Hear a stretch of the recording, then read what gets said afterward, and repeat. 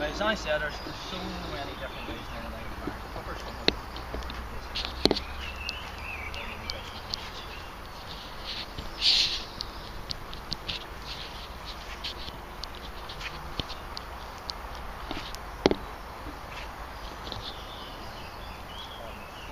Some modern, some primitive down there.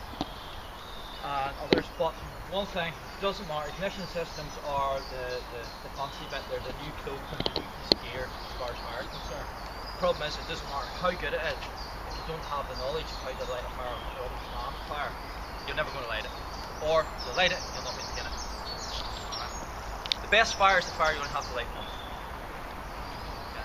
There is tribes still in the First Nations people who have fire still got the original fire that they had centuries ago. Because it's kept on moving down. It's never went down. It's not the same piece of fire, it's just been passed on down through the ages. Symbolic thing.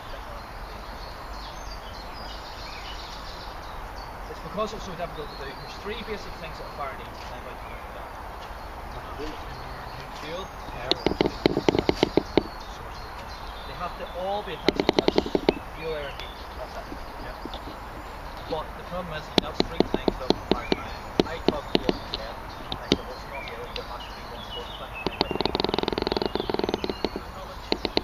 Knowledge and something else. Ignition. Well, the ignition's there, that's our heat. Right? That's our oxygen. If I take a match, strike it, do this, what happens to the match?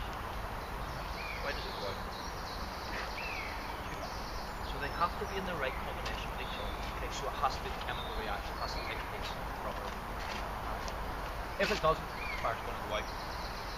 Why did you not, anybody a reason why their fire didn't go? Not enough fuel. Not enough fuel. Okay, right, leave that one with you. Anybody else? Or bigger fuel in the patch. Okay. Small stuff, small dry stuff to burn, but it spreads a bit of bigger stuff. Let's bet the bigger stuff, right? Dead on. Fuel will be double heat. So what? Couldn't get my feet up.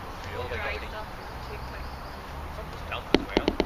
All the things you told me, I can put them into fuel.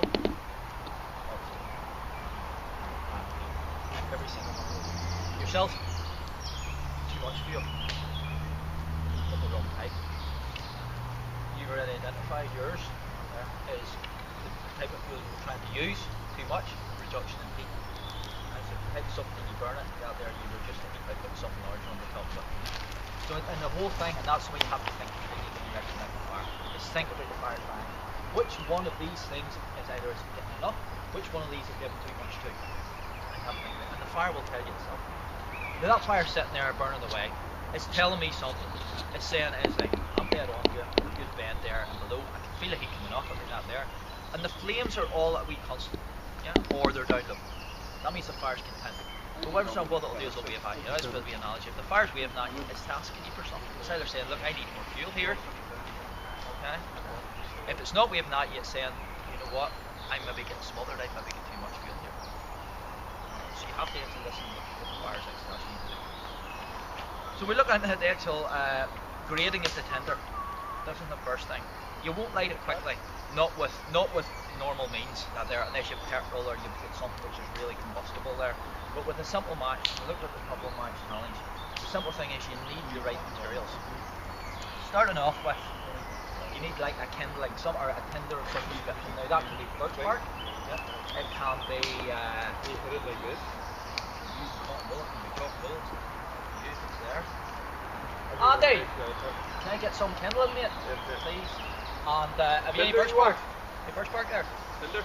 Huh? Tinder, sorry, tinder, yeah. Any birch bark?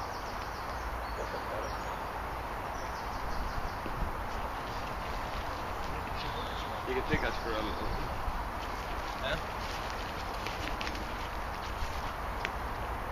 Oh shit, I think what there is. In my shirt pocket, there's a bit of Centrica in my shirt pocket. You throw it out. Okay. This is lime bark. Okay, it's all dried up on there.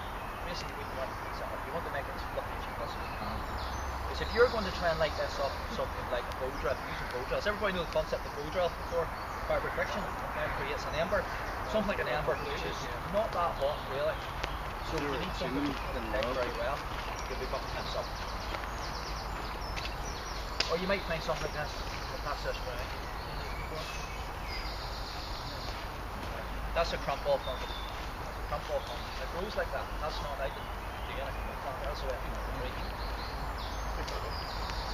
If you look at it closely, it's the concentric circles in this one.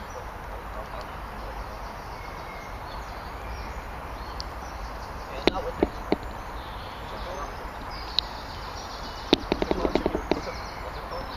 Crumple or King Alfred's K, you over King Alfred version of the K.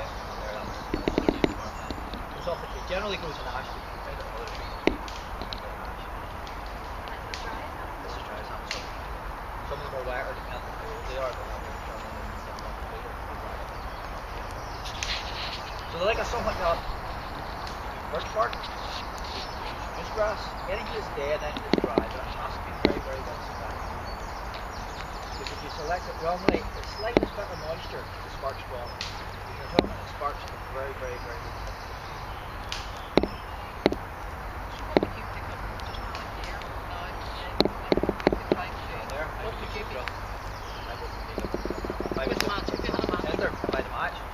What would you have used for tinder that we find here? Over there.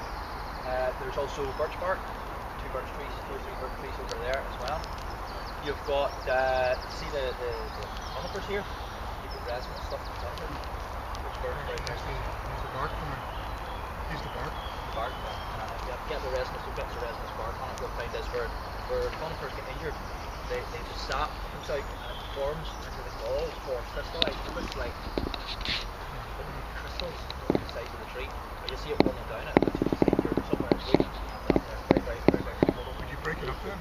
Sorry. If you found it stripped up a bit of pine bark or something, would you then break it up?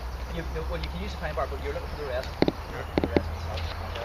You'll find it there. So you can see that Andy's going to do a wee tree on it, something like that there, and that's something he's going to cover. The like of trees in this here, you'll see generally conifers, the branches grow on the lag from the bottom up. These are looking towards the light, so all those bottom branches, where they enter the actual trees, generally sometimes you'll find resin build up there. It's a mark scraping it up, collect, leave it, scrape it up, collect, leave it. When you stick your match to that, that's going to sit there, and that's going to sit and burn, and it burns very, very hot. That's what you're looking for. And you can then move other things onto it. Better that than the like of maybe leaves. You find dry leaves and stuff lying about and that keep on those up.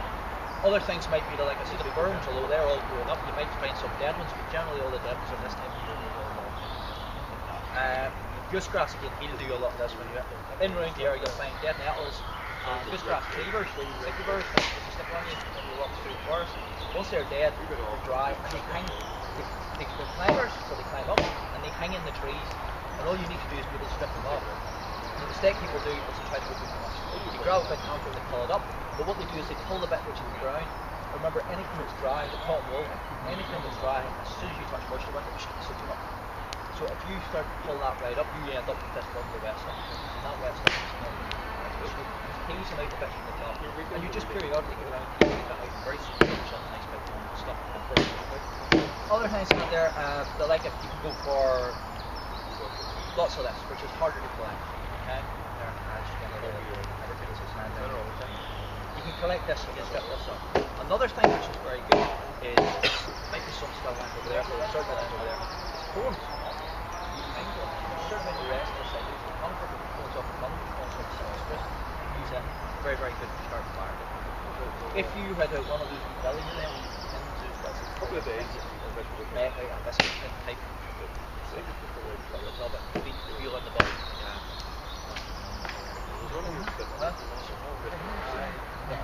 I think I tend to buy some, I tend to out there and then they got roll on it, put things in and you set the pot on top of it. They feed wee bits of stick into it, never so often, that type of thing.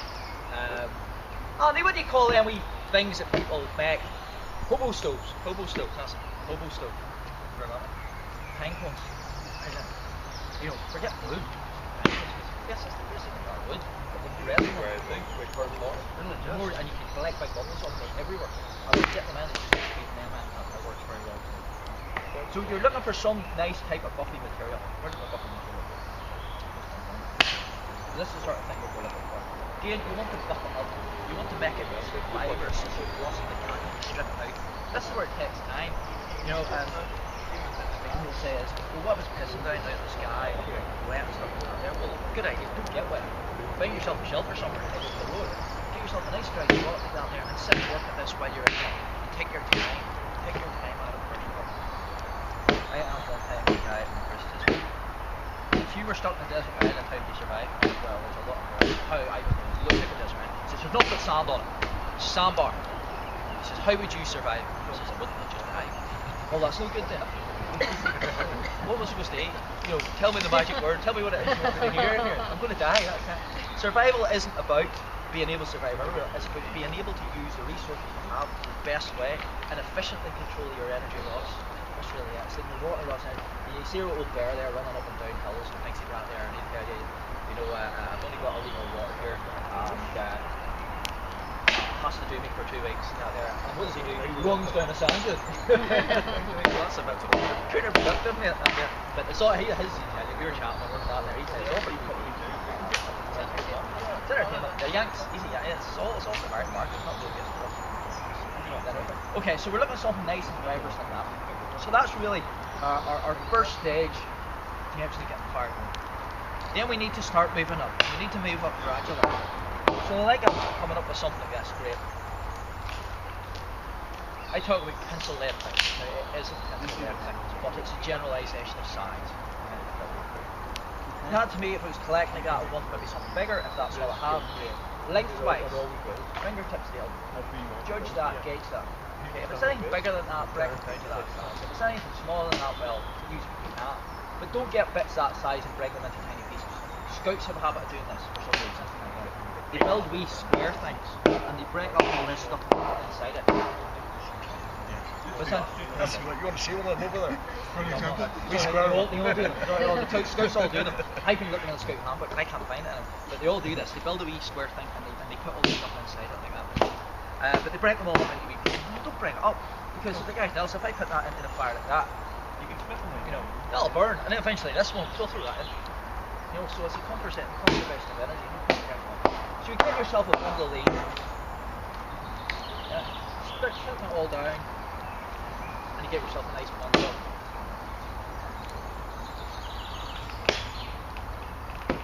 We used to do, here's one I prepared earlier, but it's better to see it. It's better to see it actually taking place than it is for something that needs to appear with something that's not there amazing life. Because I want to get it going. I want to get the fire going, and this is what I want to use because it's smaller, it takes less heat. Okay?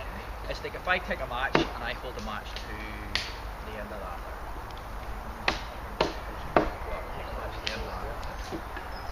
What do you think is going to happen? It'll eventually go out, won't it?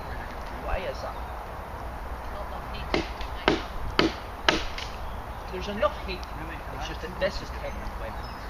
This is drawn away. And because this is so large, so thick, remember when wood burns, it doesn't actually burn. Wood heats up, yeah, and depending on the wood it gets to a certain temperature and it releases gas. And if you look at it closely, you can see that, you know, that flickering thing you see around the side of it, match. If you look really closely at the match, it's igniting around the gas. So sulfur starts it, and then it heats up the wood enough to release the gas, and that's starting to combust. And that's what you'll start to see. But because the match is so low temperature, the temperature in the match just isn't enough. This here is trying to release gas, it's trying to suck down all that heat. Well, eventually all it does is sucks all the heat out of the match. The match is nowhere else to go. So it just goes up. Whereas if I get the same thing and I go for this, even though this you might think that's the same thickness, it's not really. Because each individual one of these will be getting to a certain temperature and releasing then the gas that I need. That gas will in turn help me ignite the next one and the next one and the next one and so on, and the whole thing is through. So that's why we really break it down to this size. Once you get bigger than that, great, you can then do things like that and make yourself what we call pilots. Okay? And you can put them all together. And that's good for them putting on once you get going and you get going. It just saves a bit more time. So right now we get the bundle. Now, in a real life type survival situation, what you want, if you look at this here, you want what we call the best is to see something like that. That's how much of this you want. Yeah. Because remember how it says only one match. Why waste that one match? Best possible. For normal camping purposes, probably this type of thing. Yeah. But whenever you get it into your fingers, squeeze it down in your fingers. Basically, right. Or the size you want of that type. Your first stage. Your pencil bit. Right. Moving on from there, we'll go up a stage. And we'll go up into something like now again, it wood needs to be really dry. If you have nothing but green wood, some wood will burn green. Birch will burn green, ash will burn green. That again, you scale down the size a lot. So we move from there and we think about from that stage, once we get that going, we get bundles of pencil thick. So you're up here with this stage too. And again, same thing, keep yourself a good old bundle of that size. For normal camping purposes, everything else is a good thing. And again, that's the length of it. Once you get that ready to go, and again, this is before you ever strike your match, then you want to go up the scale again. And you're up to Andy throws markers thickness one bit of wood, mate, will you?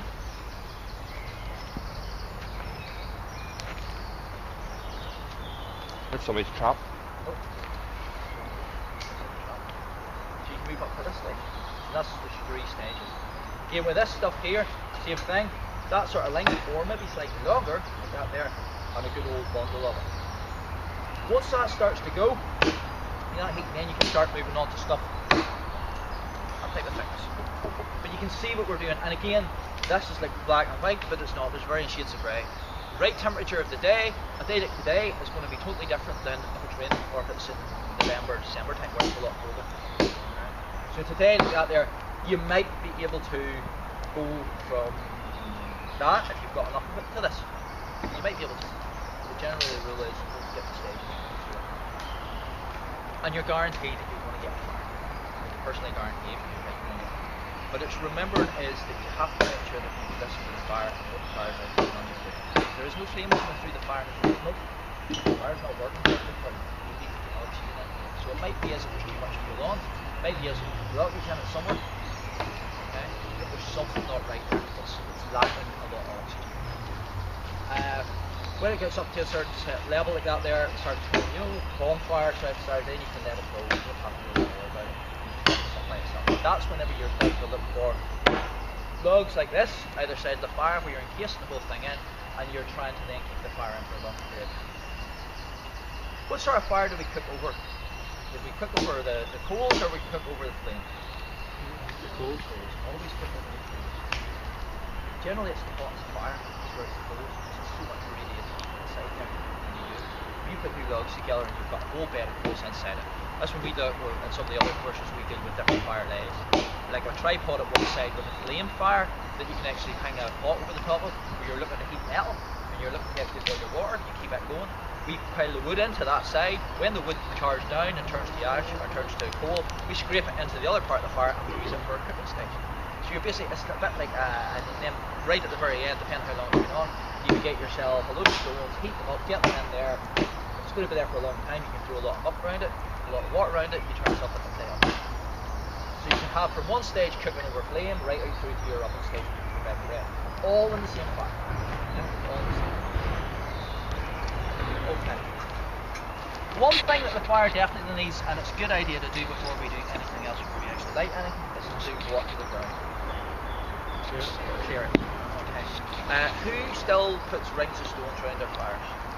Your smile there, obviously, yeah, do you? Again, old scout thing. I don't understand why they do it. Really don't know why they do it. It's just, it prevents fire spread. Okay, we start some of the more modern stuff. Everybody see one of these before? Drink light, you're going to be using, so very soon. Okay. You're going to be using another type of tinder, which we're going to look at in a minute or two, which you will probably use for the rest of your days once we show you how to do it. Fire striker, okay, very hot, and all of different metals struck across. When you do that, it comes in contact with the air, and the friction of this here causes it to do it. It doesn't work if you're here though,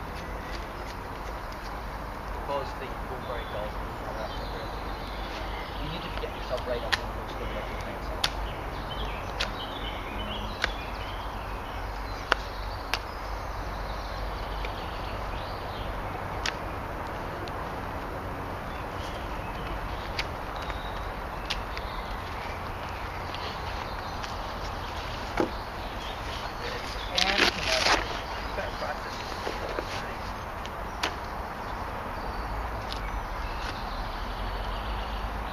log there somewhere, guys, or something. I could just set this up. This side, got a bundle of nice stuff in it.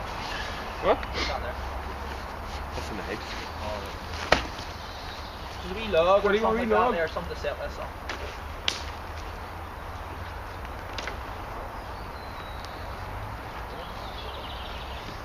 Up there, stump.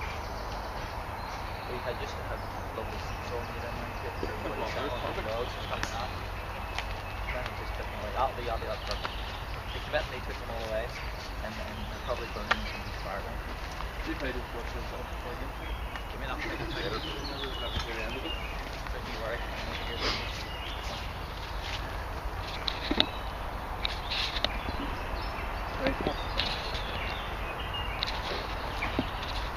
Alright, so we're striking it. I'm striking it from here. I'll probably get through the ferro rubber. So we need to tend to get the build up into this here. So we can strike down into it.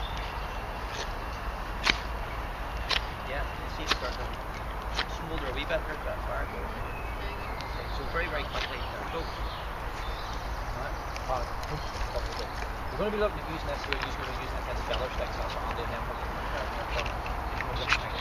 feather sticks, all they really are is pieces of wood which you use nice and fine. It takes a bit of practice to do it. Anybody who's just plane or likes sharpening pencils or likes whittling, you're going to love this. But once you get it done, it means that you can go out anywhere where there's wood, no matter what type of wood it is, and you can split it. It doesn't matter whether it's wet on the outside, because it's always going to be dry in the middle. Split it down, go for the middle bit, and you can shape it up, and you'll be able to light the fire with this. Some people sort of look at feather sticks and they go, oh, yeah, feather sticks. Okay. So that's using the ferro rod. There's different types you can actually find. There I can buy you. These ones here where you can stick the yarn and handle on yourself if you wish, or you can just buy one. Another type of tinder. Now this is one where the white cloth is coming in, and this is what we're going to look at. Throw us my white cloth, somebody, so I don't have to get on my knees. Prepared earlier. So we're good. Well, throw us a whole thing, yeah. Throw us a whole thing.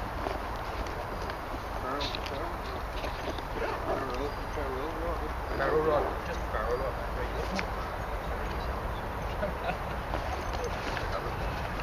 The reason we started stocking menial amounts of things, these knives and filling knives, because people are buying them off the internet and have them actually working for them because their things are getting like sold.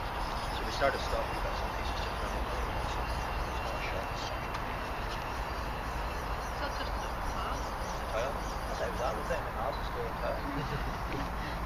You're laughing, Did you know it's gone yet? That's why I was folded or cotton. Any cotton material. Jeans are fine. Jeans are very good. Basically, all you do is you roll this up.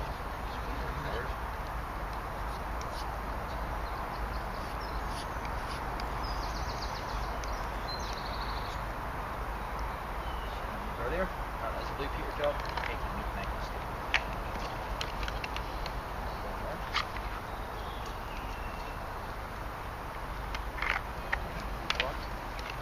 The hardest thing about what is actually being in a decent spot. I eat an awful lot of cold syrup.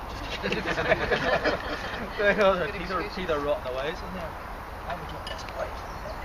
Fire. You ever see the picture on the golden syrup? You ever see the picture on it? No. The dead lamb, the flies. Dead lamb with flies around. From what is it? From Strength Comes Sweetness or something like that. Still don't know. I still can't work it out. Samson. Alright. Samson. Sorry. Bible. That's where it comes from. Is there a hole in the tent for the lid there? Yeah. What we have is now a wee tin, and we have a wee hole in the lid at the top of it. There's not enough oxygen get in there. Remember we talked about combustion. There's not enough oxygen in there to create fire, but there's enough heat in there to try and suck a lot of the moisture out of that. And what we're basically doing is we're carbonising the extra material. Yeah, we're turning it into carbon. So we're taking all the gases and stuff that's in that material it's trying to release, and it's all going to start coming out.